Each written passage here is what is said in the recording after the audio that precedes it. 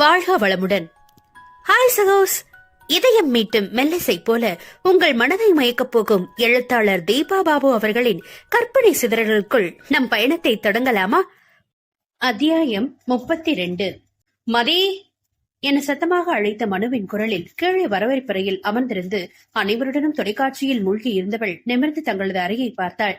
நிலாவை மடியில் அமர்த்திக் கொண்டு முன்னே இருந்த நோட்டு புத்தகத்தில் அவளின் குட்டி கையை பிடித்து வண்ணங்கள் தீட்டிக் கொண்டிருந்த நளினி மருமகளிடம் திரும்பினார்.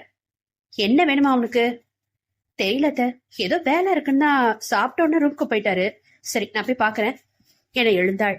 அன்று வார விடுமுறை என்பதால் நிக்கித் தனக்கு ஓவியத்தில் இருக்கும் ஆர்வத்தை தன்னுடைய தாத்தாவுடன் அமர்ந்து மேலும் புதிதாக கற்றுக்கொண்டிருந்தான். நிக்கி, வரைஞ்சு முடிச்சிட்டனா எல்லாத்தையும் பத்திரமா பேக் பண்ணி எடுத்து வைக்கணும், சரியா? அப்புறம் தான் நீ எந்திரிக்கணும். போன வாரம் மாதிரி அப்பே போட்டுட்டு எங்கேயும் விளையாட போயிடாத. பாப்பா கண்ணுல விழுந்துச்சு, எதையாவது எடுத்து கிறுக்கி வச்சிருவா. அப்புறம் அவளை பத்தி என்கிட்ட நீ குறை சொல்லி அழக்கூடாது. அம்மாட்ட நீ தான் அடி வாங்குவ சொல்லிட்டேன்.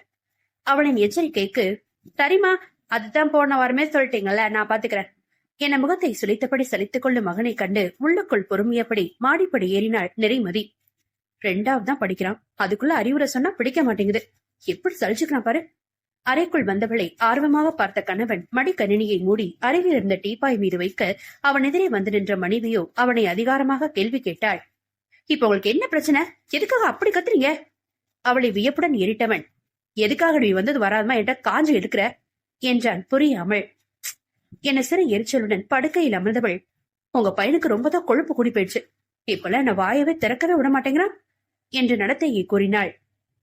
அன்னைக்கு அப்படிதான், இவன் பாட்டுக்கு வரைஞ்சு முடிச்சதெல்லாம் அப்படியே போட்டுட்டு மாமா கூட்டிட்டு சைக்கிள் ஓட்டுற பேர்வாளின்னு வெளியில போயிட்டான். நம்ம நிலா குட்டிக்கு எப்போதுமே அவன் அண்ணன் செய்யறதானே கண்ணுல உறுத்தோம். கீழே இருந்தது எல்லாத்தையும் எடுத்து அம்மனித்த கைமண்ணத்தை அவனோட நோட்டு புக்கத்துல காமிச்சிட்டாங்க. இவன் வந்து பாத்துட்டு ஒரே அழுக. ஓமிடுதான் தப்பு, நீ ஏன்டா எடுத்து வைக்காம போனன்னு சத்தம் போட்டா அடுத்தவங்க பொருளை இருக்கக்கூடாதுன்னு சொல்லி கொடுத்து முதல்ல நீங்க அவளை மேனர்ஸோட வளருங்கன்னு சொல்றானே பாக்கலாம். 7 வயசுல என்ன பேச்சு பேசுறான்? எனக்கு வந்த கோவத்துக்கு நல்ல முதுகுல 2 அடி வச்சேன். ஒழுங்கு மரியாதையா பேசி பழகு. உன் இஷ்டத்துக்கு நிதானம் இல்லாம இன்னொரு முறை பேசின அவ்வளவுதான், இன்னும் வெளுத்து வாங்கிடுவேன் ஜாக்கிரதைன்னு மிரட்டி வச்சேன். உங்க பாட்டி அதுக்கு சின்ன பையனுக்கு ஏன் அடிக்கிறேன் என்கிட்ட தாம் தும்னு கத்துனாங்க. நான் எதையும் கண்டுக்கல. 1.5 வயசு குழந்தைக்கு நம்ம எதையெல்லாம் சொல்லி கொடுத்து அவக்கு அதை கடைபிடிப்பா. இருந்தாலும் அவள்கிட்ட நான் அப்பப்போ சொல்லிட்டு தானே இருக்கேன், இப்படி மத்தவங்க பொருட்களை எடுக்க கூடாதுமான்னு. சரி சரின்னு தலையாட்டுறவ ஒரு நேரம் இல்லைனாலும் இன்னொரு நேரம் எதையாவது ஆசைப்பட்டு எடுத்துடுறா. என்ன செய்யறது, சின்ன பிள்ளை தானே என்றாள் அலுப்புடன். சரி விடு, குழந்தைங்கன்னா அப்படிதான் இருப்பாங்க, நிக்கத்துக்கு பொறுமையா சொல்லி புரிய வைக்கலாம் என்றான் மன்வந்த். ஆமா, உங்க மகனுக்கு ஒரு முறைக்கு மேல ஏதாவது அறிவுரை சொன்னா பிடிக்கவே மாட்டேங்குது. முகத்தை அப்படியே சுழிச்சுக்கிறான். எனக்கும் அதை பார்த்தா இன்னும் கோபமா தான் வருது. சன்ன சிரிப்புடன் அவளை இழுத்து தன் மீது சாய்த்து கொண்டவன், ஓகே, நான் பேசி அவனுக்கு புரிய வைக்கிறேன். நீங்க குட்டி பாப்பா, இதுக்கெல்லாம் ரொம்ப டென்ஷன் ஆகாதீங்க என்று அவள் கண்ணு வருடி முத்தமிட்டான். என புன்னகையுடன் முனகி அவன் நெஞ்சில் வாகாக சாய்ந்து கொண்டாள். சரி, எதுக்காக என்ன கூப்பிட்டீங்க என்றாள் அவன் முகம் பார்த்து. என நெடிய மூச்சொன்றை வெளியேற்றி, நான் எவ்வளவு ஆசையா உன்னை கூப்பிட்டேன், நீயோ வந்தது வராதமா என்கிட்ட முகத்தை காமிக்கிற என்றான் மனைவியிடம் குறையாக. சாரி மாமா, அவன் மேல உள்ள கோபத்தை அப்படியே எடுத்து வந்து உங்கள்கிட்ட காமிச்சிட்டேன் என்றாள் கண்களை சுருக்கி மன்னிப்பு இறைஞ்சும் குரலில். உன்னை நினைச்சா ஒரு சில நேரம் எனக்கு கவலையா இருக்குடி. இன்னும் நிலாவும் வளர ஆரம்பிச்சு உன்னோட பதிலுக்கு பதில் வாய் பேச ஆரம்பிச்சான்னு வச்சுக்கோ, ஏன் பாடுதான் கஷ்டம் போல இருக்கு. அவங்க மேல உள்ள கோபத்தை நீ நடமாடு பிரஷர் குக்கரா உருமாறி என்ன உன் பக்கத்துல கூட நெருங்க முடியாதபடி செஞ்சிருவ என்றான் சோகமாக. தன்னை மீறி முருவளித்தவள், ரொம்பதான் கவலை. அப்படியே நான் பொங்கியபடி கொதிச்சுட்டு இருந்தாலும் என்ன நடக்கிற வழி தெரியாத மாமா உங்களுக்கு என்று அவனை பார்வையால் செண்டினாள். அப்படியா, முடியுங்கிறியா என்றவன் யோசனையா எழுக்க, பொங்கல என அவனை படுக்கையில் சரித்தவள் விரிந்த புன்னகையுடன் தன்னை ஆவலுடன் பார்ப்பவனை குறுகுறுப்பாய் நோக்கி, ஆமா, என்னமா என்னைய கூப்பிட்டீங்கன்னு நீங்க காரணம் சொல்லவே இல்லையே என குனிந்து அவன் நெற்றியில் முற்றினாள். கண்டுபிடி பாக்கலாம் என்று மனுவின் விழிகள் நகைப்பில் மின்னியது. எனக்கு தெரியலப்பா என்று உதட்டை பிதுக்கினாள் மதி. விஷயத்த நீயா கண்டுபிடிக்கலனா உனக்கு நிச்சயமா தண்டனை தான் கிடைக்கும் என்றவன் கண் சுமிட்டி, என்ன ஓகேவா என்று புருவங்களை விஷமமாக மேலே ஏற்றினான். கணவனின் பேச்சில் வெட்கத்திலும் புன்னகையிலும் துடித்த இதழ்களை கடித்து, விஷயத்த சரியா சொன்னாலும் நான் தண்டனையில இருந்து தப்ப முடியாது, அது எனக்கு நல்லாவே தெரியும் என்று கண்ணம் சிவந்தாள் மனைவி. ஹலோ, நிக்கிதம்மா, நான் அமதனோட அம்மா சுகந்தி பேசுறேன். ஓ சொல்லுங்கப்பா, எப்படி இருக்கீங்க? இருக்கேன் எனது சுருதி குறைந்தவள். சரி, அதை விடுங்க. எனக்கு இன்னைக்கு வீட்டு பாடங்களை முழுசுமா போன்ல அனுப்ப முடியுமா என்று தன்னை சமாளித்துக் கொண்டு மதியிடம் வேண்டினாள். கண்டிப்பா அனுப்புறேன். ஏன், அமுதன் ஒண்ணுமே எழுதிட்டு வரலையா? ஆமா என்றாள் சுகந்தி வெறுமையாக. அவளின் குரலில் ஏதோ வித்தியாசத்தை உணர்ந்தவள் அதை கட்டாயப்படுத்தி கேட்க முடியாது என்பதனால் அமைதியாக இணைப்பை துண்டித்து யோசனையில் ஆழ்ந்தாள். அம்மா, ஹோம்ஒர்க்கெல்லாம் நானே போட்டோ எடுத்து அனுப்பட்டுமா என்றார் நிகித் ஆர்வமாக. அனுப்பு.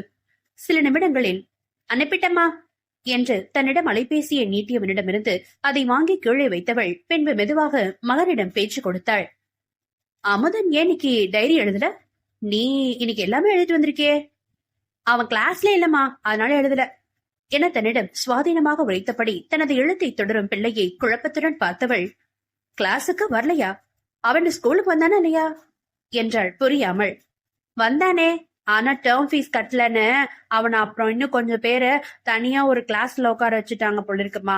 மேம் எல்லாம் ஒண்ணு சேர்ந்து அதை பத்தி பேசிட்டு இருந்ததை கேட்டுட்டு வந்து ஆதித்யா தான் எங்களுக்கு சொன்னா என்றான் சுலபமாக. மகனின் முகத்தை அதிர்ச்சியோடு பார்த்தவள், என்னடா சொல்ற என்றாள் வேகமாக.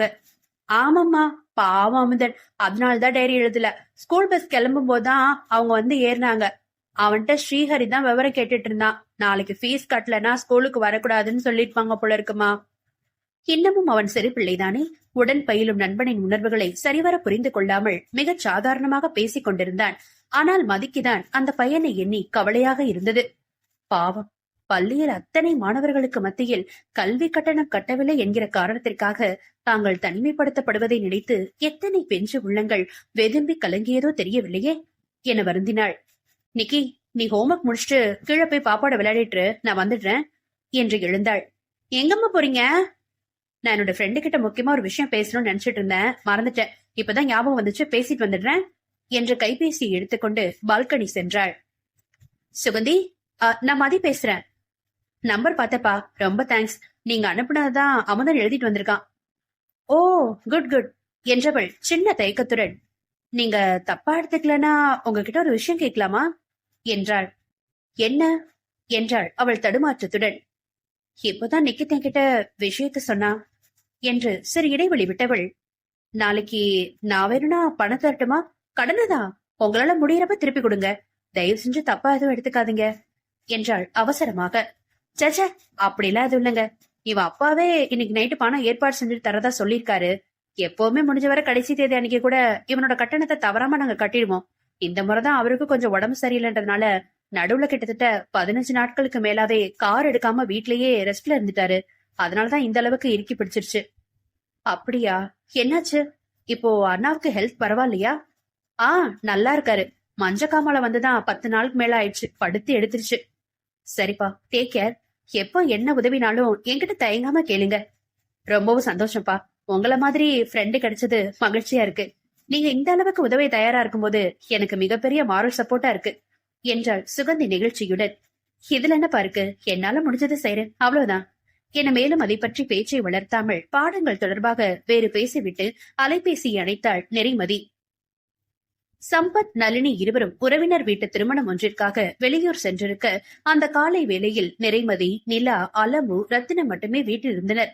வயதான தன் தாய் தந்தைக்கு அலைச்சல் வேண்டாம் என்றும் தன் மகனுடைய அலுவல் கெட வேண்டாம் என்றும் பெரும்பாலும் வெளியூர் பிராயத்திற்கு எல்லாம் தன்னுடைய மனைவியை அழைத்துக் கொண்டு சென்று விடுகிறார் சம்பத். வேலைக்கு சென்று வந்த காலத்தில்தான் மனைவியை எங்கும் அழைத்துச் செல்லாமல் வீட்டு பறவையாய் அடைத்து வைத்து விட்டேன். விடுமுறை நாட்களில் மனம் இருந்தாலும் அம்மாவின் பேச்சை தட்ட முடியாது, ஒதுங்கி இருக்க வேண்டியதாகிவிட்டது. இனிமேலாவது நளினியை அவர் விரும்புகிற இடத்திற்கு அழைத்துச் செல்ல வேண்டும் என்பதில் உறுதியாக இருந்தார் அவர்.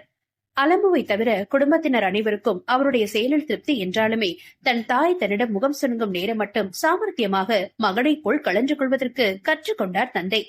அப்படி இருந்தும் ஒரு நேரம் அலமேலு மகனை உடும்பாக பிடித்து விடுவார். டேய், வர வர உன் மகனை பார்த்து நீ ரொம்ப தண்ட கட்டு போயிருக்க என்று கடிந்து கொள்வார்.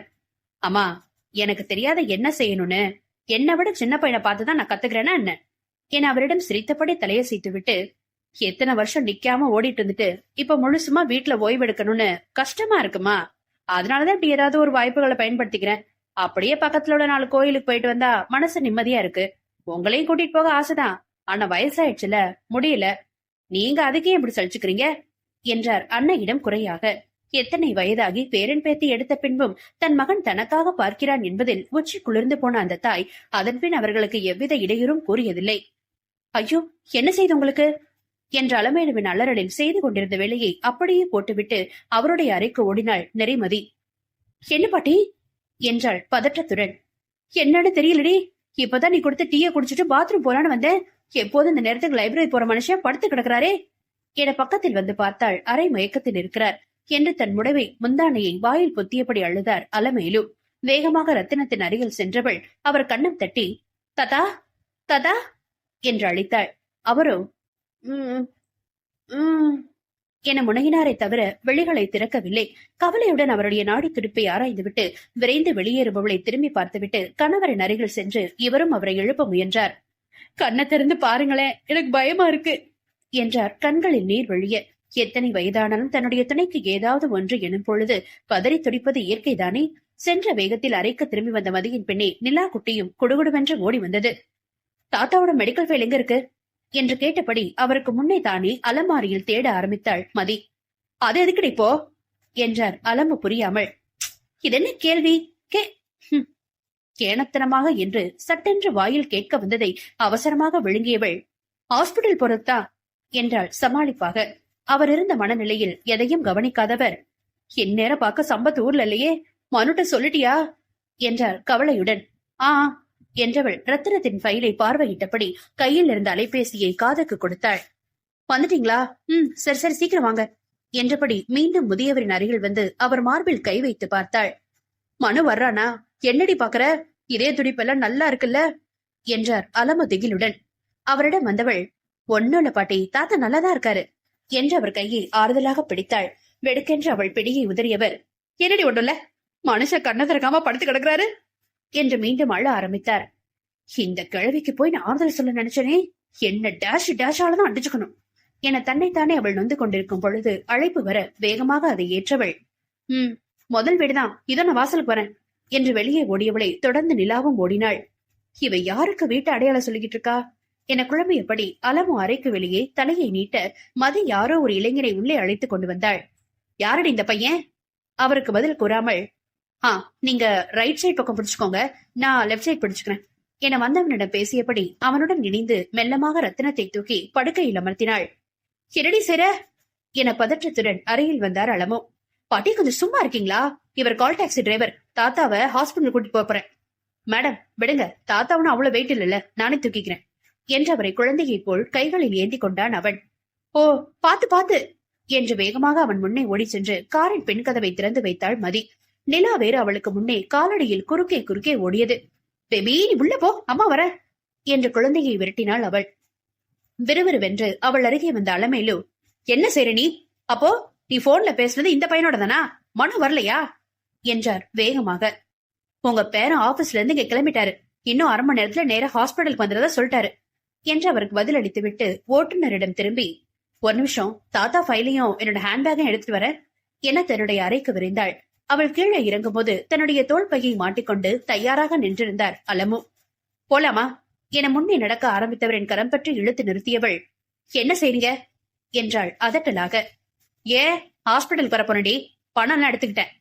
ஒண்ணு வேணாம், நான் எடுத்துக்கிட்டேன், நீங்க வீட்டுல இருந்து பாப்பா பாத்துக்கோங்க என்று திரும்பியவளை இம்முறை தான் நிறுத்தினார் மூதாட்டி. நான் எதுக்காக நீ வீட்டுல இருக்கணும்? என் புருஷனை நான் தான் பாத்துக்குவேன்.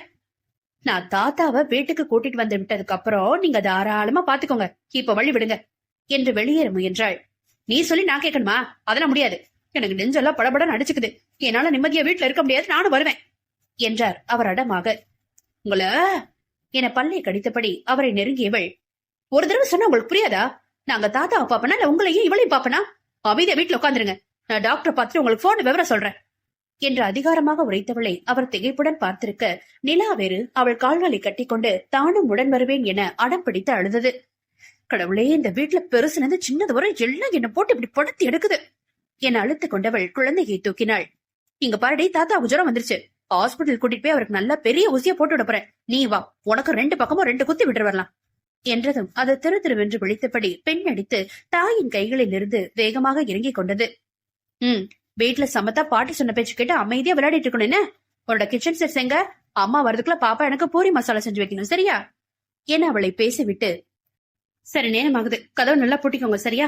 நான் போயிட்டு வரேன் என்று வெளியேறுபவளை கோபமாக பார்த்திருந்தார் அலமேலு. இவளுக்கு எவ்வளவு திமிரு இருக்கணும், என்னை இப்படி அதட்டிட்டு போறா. நாளைக்கு எனக்கு இன்னும் வயசான எப்படி எப்படி அதிகாரம் பண்ணுவாளோ என் ஆத்திரமும் கலக்கமுமாக கொந்தளித்தவர் பிறகு கணவனின் நினைவில் கண் கலங்கி வேகமாக பூஜை அறைக்கு சென்றார். அந்த வேகத்திலும் சட்டென்று கொல்லு பேத்தியின் நினைவு வர அவளிடம் திரும்பி, பாப்பா, இங்க பாட்டிக்கிட வாடா என்க அது தன்னுடைய சொப்பு சாமான்களை எல்லாம் தூக்கி கொண்டு அவரிடம் கொடுகுடுவென்று ஓடி வந்தது.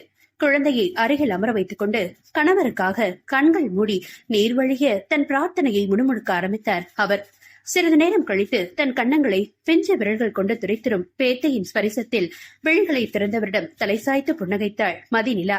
குழந்தையிடம் ஆறுதல் தேடித்தான் ஒரு குழந்தையாக மாறியவர் அவளை அடைத்துக் கொண்டு கண்ணீர் ஊக்க அவரிடமிருந்து திமிரி வெளியே வந்த பிள்ளை வேகமாக ஓடிச் சென்று சுந்தரகாண்டம் புத்தகத்தை எடுத்து வந்து அவர் கைகளில் கொடுத்தது. பை, தாத்தா செய்ய போவோம்.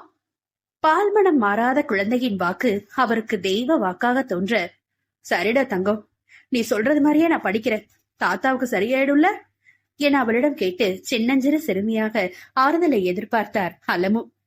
ஆ என்று தலையாட்டி சிரித்தது அந்த சின்ன சிட்டு. நட்புகள் எல்லாரும் நம்ம சேனலை மறக்காம சப்ஸ்கிரைப் பண்ணுங்க, கதையை கேளுங்க, லைக் பண்ணுங்க, கமெண்ட் பண்ணுங்க, பிடிச்சவங்க ஷேர் பண்ணுங்க. நன்றி.